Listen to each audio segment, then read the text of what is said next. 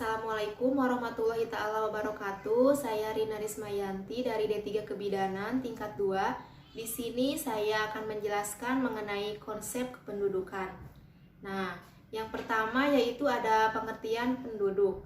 Penduduk atau warga suatu negara atau daerah bisa didefinisikan menjadi dua. Yang pertama, orang yang tinggal di daerah tersebut.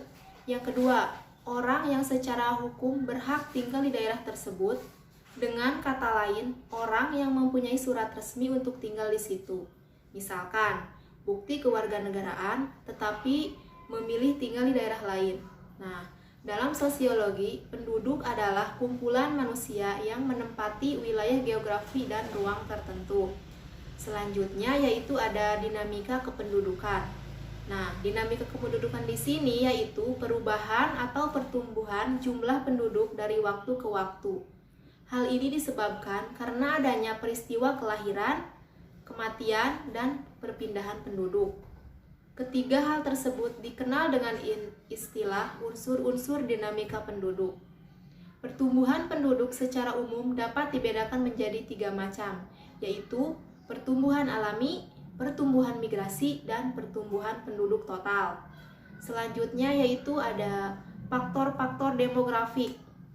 Yang pertama ada kelahiran atau fertilitas, yang kedua ada kematian atau mortalitas, dan yang ketiga itu ada migrasi. Migrasinya di sini maksudnya itu seperti perpindahan penduduk dan transisi demografi. Selanjutnya yaitu ada masalah kependudukan di Indonesia. Nah, berdasarkan hal-hal tersebut, maka dipandang perlu dilaksanakan kegiatan dalam rangka peringatan Hari Kontrasepsi Sedunia tahun 2018 dengan mengambil tema Kesehatan Reproduksi untuk Keluarga Terencana Menuju Indonesia Sejahtera.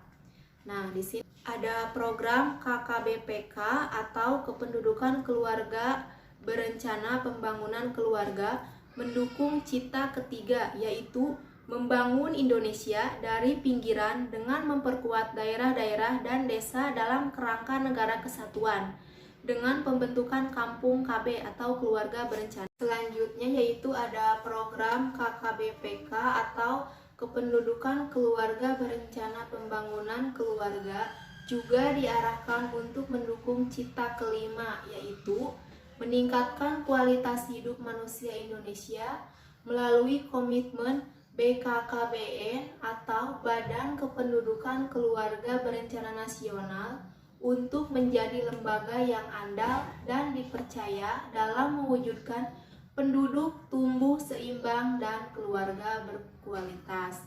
Nah, selanjutnya yaitu ada program KB di Indonesia. Yang pertama itu ada program Keluarga Berencana di Indonesia.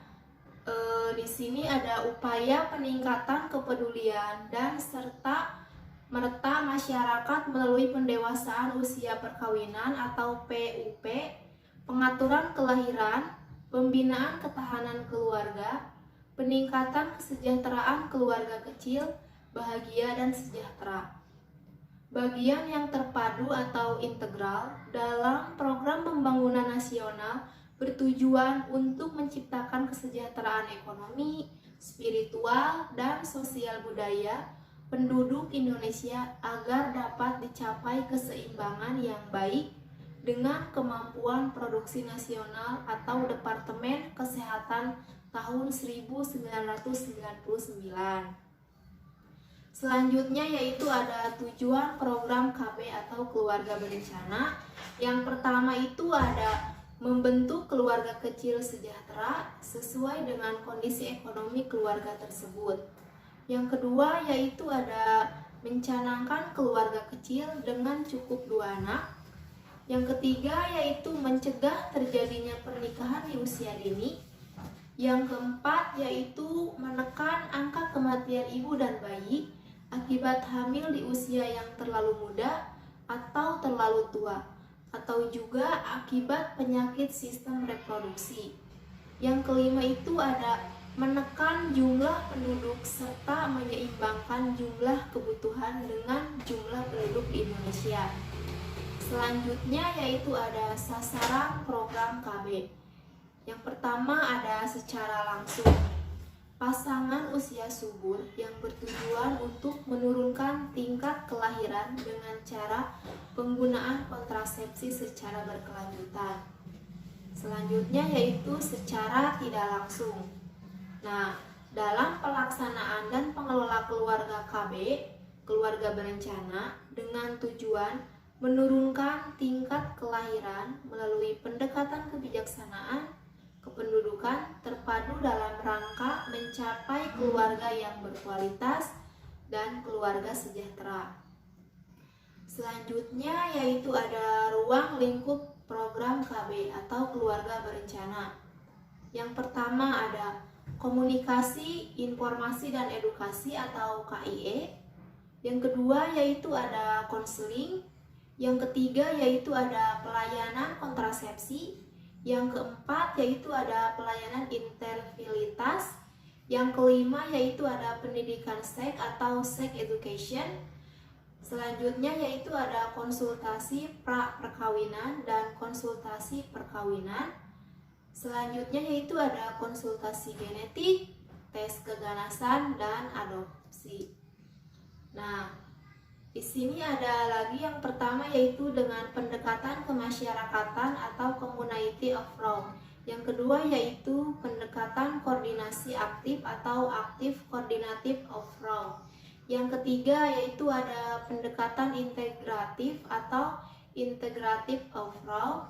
Yang keempat yaitu ada pendekatan kualitas atau quality of law. Yang kelima itu ada pendekatan kemandirian atau self-reliance of law. Selanjutnya yaitu ada pendekatan 3 dimensi atau 3 dimension of law. Selanjutnya yaitu ada manfaat program keluarga berencana. Yang pertama ada menjaga kesehatan ibu dan bayi. Yang kedua ada mendorong kecukupan ASI dan pola asuh yang baik bagi anak. Yang ketiga mencegah kehamilan yang tidak direncanakan. Yang keempat mencegah penyakit menular seksual. Yang kelima itu menurunkan angka kematian ibu dan bayi. Yang keenam itu membentuk keluarga yang berkualitas. Mungkin cukup sekian materi yang dapat saya sampaikan. Kurang dan lebihnya mohon maaf. Wabillahi taufik wal hidayah. Wassalamualaikum warahmatullahi wabarakatuh.